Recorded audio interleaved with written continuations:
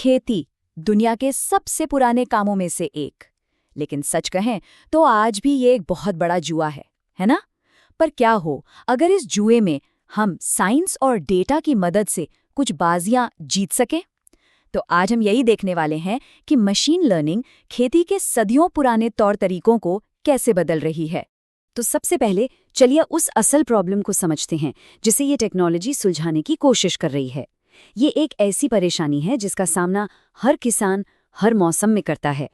अब देखिए, बांग्लादेश जैसी जगहों पर जहां लगभग आधी आबादी मतलब 45% लोग अपनी रोजमर्रा की जिंदगी के लिए खेती पर निर्भर हैं, वहां ये सिर्फ एक पेशा नहीं रह जाता, ये तो पूरे देश की अर्थव्यवस्था की जान है।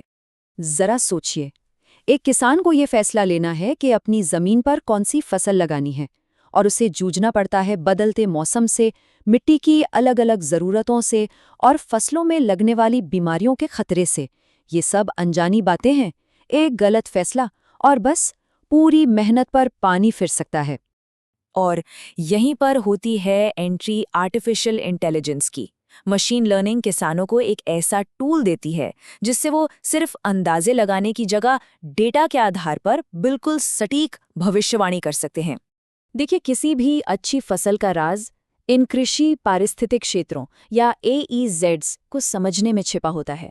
हर इलाके की अपनी अलग जलवायु और मिट्टी की खासियत होती है, लेकिन इन सारे फैक्टर्स को, मतलब मिट्टी में फास्फोरस कितना है, बारिश कितनी होगी, हवा में नमी कितनी रहेगी, इन सब को एक साथ समझना इंसानी दिमाग के लिए बहुत मुश्किल हो जाता है।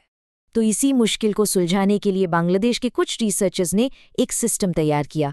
उनका मकसद क्या था? यही कि इन सभी अलग अलग डेटा पॉइंट्स को मिलाकर एक ऐसा इंटेलिजेंट सिस्टम बनाया जाए जो किसानों को सही फैसला लेने में मदद कर सके। तो ठीक है, अब देखते हैं कि खेती के लिए ये जो डिजिटल भविष्यवाणी करने वाली मशीन है वो आखिर बनाई कैसे गई, और सबसे जरूरी, ये काम कैसे करती है। ये पूरा सिस्टम एक बहुत ही लॉजिकल तरीके से काम करता है, स्टेप बाय स्टेप।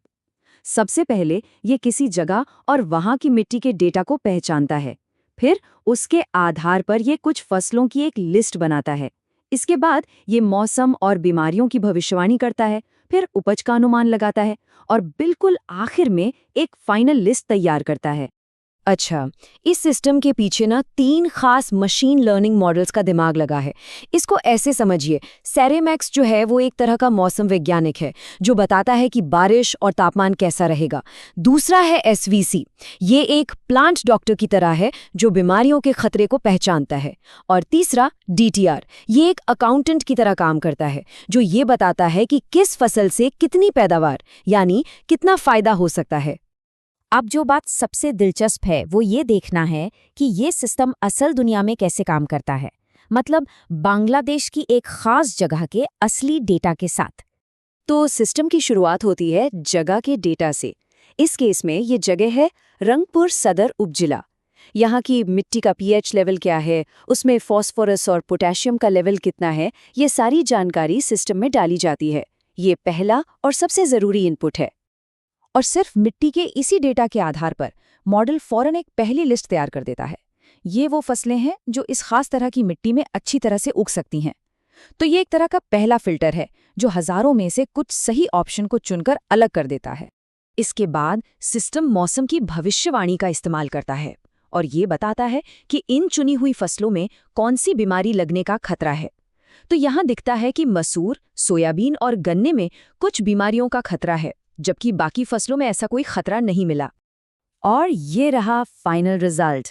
अब सिस्टम इन फसलों को उनकी अनुमानित पैदावार के हिसाब से रैंक करता है। पपीता सबसे ऊपर है। क्यों? क्योंकि इसकी पैदावार सबसे ज्यादा है और इसमें बीमारी का खतरा भी नहीं मिला। वहीं मसूर सबसे नीचे है क्योंकि उसकी पैदावार बहुत कम है और उसमें बीमारी का खतरा भी है। तो अब किसान सिर्फ अंदाजा नहीं लगा रहा, बल्कि डेटा के आधार पर एक स्मार्ट फैसला ले रहा है। हाँ, और ये सिफारिशें हवा में नहीं की गई हैं। रिसर्चर्स ने कई मॉडल्स को टेस्ट किया था। उन्होंने पैदावार की भविष्यवाणी के लिए DTR को चुना क्योंकि इसका R² स्कोर था 0.997, जिसका मतलब है कि ये लगभग 100% सटीक है। और बीमारी की भविष्यवाणी के लिए चुना गया SVC, जिसकी एक्यूरेसी 94% थी। तो ये आंकड़े खुद बताते हैं कि ये सिस्टम कितना भरोसेमंद है। तो इस पूरे विश्लेषण का निचोड़ क्या निकलता है? सीधी सी बात है, ये सिर्फ एक रिसर्च पेपर नहीं है, ये तो खेती के भविष्य की एक झलक है। जब एक किसान को पहले से ही पता हो कि कौन सी फसल सबसे ज्यादा पैदावार देगी और किसमें बीमारी का खतरा कम है, तो वो अपना समय, पैसा और मेहनत सही जगह लगा सकता है। और इसका सीधा मतलब क्या है? ज्यादा उपज, कम नुकसान और बेहतर कमाई। तो जैसे जैसे टेक्नोलॉजी खेती के नियमों को फिर से लिख रही है, एक बड़ा सवाल सामने आता है कि हम ये कैसे सुनिश्चित करें कि ये शक्तिशाली टूल्स हर जगह, हर किसी तक पहुंचें और सभी को इसका फायदा मिले।